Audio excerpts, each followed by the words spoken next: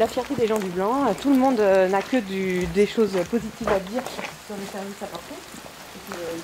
Donc depuis qu'on est arrivé, quand même sachez que nous n'avons rencontré ni la direction de l'hôpital du Blanc, ni la direction de l'hôpital de Châteauroux, ni l'ARS. On est arrivé depuis une semaine et personne n'est venu nous voir.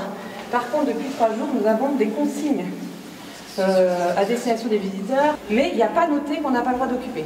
Vous voyez? Donc, bon, ils nous donnent des conditions pour notre occupation, c'est formidable. On n'a pas de droit à un café.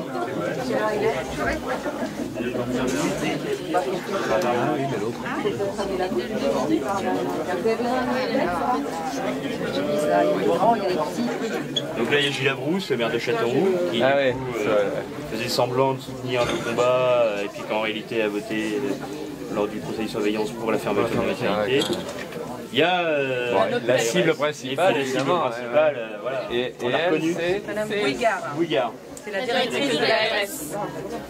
Donc du coup, elle veut bien discuter avec nous, mais quand on aura quitté les lieux. Donc bon, nous on a dit, on préfère rester ici, comme ça on est sûr de se croiser, quoi.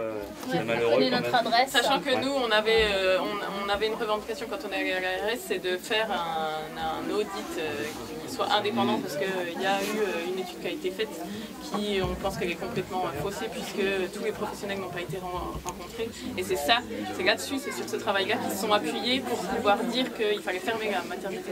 Et donc nous, aujourd'hui, c'est notre première revendication de dire qu'il faut refaire absolument cette étude parce qu'elle a été faussée et on a la preuve parce qu'on a des médecins qui n'ont pas été rencontrés. Et puis la deuxième revendication qu'on a, c'est un rendez-vous avec Madame Buzyn parce que en fait aujourd'hui on a besoin d'un moratoire, on a besoin de temps. Exactement.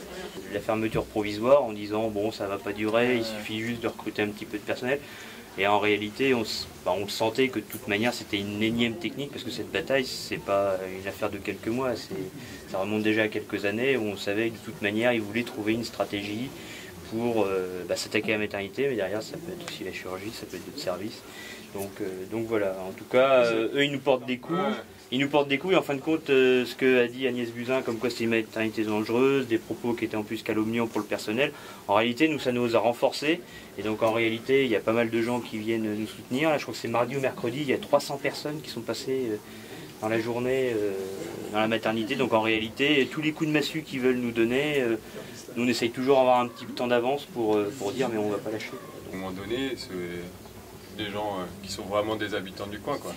On ne peut pas accepter que l'État, dans tout ce qu'il représente, puisse mentir à ce point-là et du coup nous déconsidère parce qu'on habite loin et parce qu'on ne vaut pas grand-chose, quoi.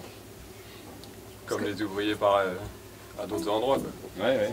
On va avoir le même sentiment, Qu'on a ouvert symboliquement, on n'est pas rentré dedans parce que justement on veut éliminer tous les éléments qui pourraient expliquer une expulsion ou quoi que ce soit. Et du coup on s'est dit mais par contre on va rester là et jusqu'à la réouverture. Donc on est déterminés, il y a du monde qui est avec nous, tout se passe dans le calme, c'est non violent. C'est l'hôpital de Châteauroux et l'ARS qui ont détruit la maternité en ne remplaçant pas le personnel, en faisant en sorte que ça ne puisse plus exister. Et quand on leur pose la question de pourquoi elle est fermée, ils nous disent c'est une question de sécurité parce qu'il n'y a pas assez de personnel. Et c'est pas la faute de la sage-femme ou du médecin qu'il n'a pas de collègues. C'est qui recrute? C'est l'hôpital, c'est la direction, c'est les ressources humaines. Et c'est à eux de recruter. Surtout qu'ils nous disent que ce n'est surtout pas un problème d'argent. Ce n'est pas un problème d'argent. Donc si ce n'est pas un problème d'argent, c'est leur responsabilité de recruter. Après, ils nous disent, oui, mais vous savez, il n'y a personne qui va vouloir venir travailler chez vous, c'est tellement la campagne, etc. Nous, il n'y a pas des médecins qui vont vouloir venir ici. Et ça, c'est pas vrai. C'est pas vrai parce que déjà, il y a eu un travail de fait par le comité de défense dans l'été pour trouver du personnel qui pourrait s'atteler à la reconstruction de la maternité. Et il y avait des sages-femmes, et il y avait des pédiatres, et il y avait des gynécologues. Donc c'est pas vrai en fait. Si on veut, s'ils souhaitent vraiment la réouverture de la maternité, c'est possible. Là, a priori, ils auraient trouvé une gynéco, donc bon bah alors, c'est possible, quoi. Donc c'est pas, c'est fatigant d'entendre que c'est comme si c'était sur la responsabilité des gens d'ici, en fait, de cet hôpital, qu'ils n'ont pas bien fait leur travail, qu'ils ne se sont pas assez bien organisés. Depuis qu'on est en fusion avec l'hôpital de Châteauroux, c'est la direction de Châteauroux qui doit avoir cette responsabilité d'embaucher et de faire fonctionner le service, quoi. Et en fait, c'est une histoire qui ressemble à pas mal d'autres histoires aussi, de maternité ou de services hospitaliers qui sont menacés de fermeture. On retrouve un peu la même stratégie de pourrissement et puis de faire en sorte que les choses soient acceptées par avance, à la fois par le personnel et puis après par la population. Donc, et là, ce qui est bien, c'est qu'il y a des moments, il y a des réactions de colère d'une population qui dit ouais, on se fait voler notre maternité ou on se fait voler notre service public, et donc il faut qu'on réagisse.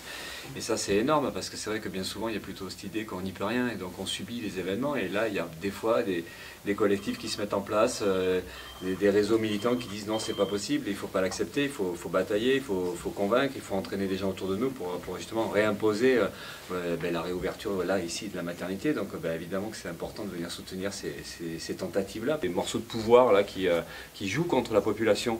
Donc après, c'est comment on arrive à contrer tout ça. Mais c'est vrai que c'est des systèmes en place qui sont parfois bien perfectionnés, mais voilà, ça éclate quand la population se révolte. Et aujourd'hui, je ne sais pas si on peut parler de révolte, mais peut-être un peu quand même, mais en tout cas de ras-le-bol, de colère. Et évidemment, une des cibles de la colère au-delà du système, c'est un ministre, c'est un maire, c'est un responsable, un député, enfin tous ces gens-là qui ont quand même, même s'il y en a, je sais, visiblement, souvent les élus locaux, ils tardent un petit peu, puis dès qu'il y a une bataille de la population, ils se rallient à la bataille de la population, parce que ça doit la faire du bien quelque part, parce qu'ils n'ont pas osé le dire avant. Mais en fait, pas mal d'élus sont spectateurs, peut-être souvent, ils subissent des logiques qu'ils ne se sentent pas capables de combattre. Et c'est quand la population se mobilise qu'il y a des élus qui rejoignent des luttes.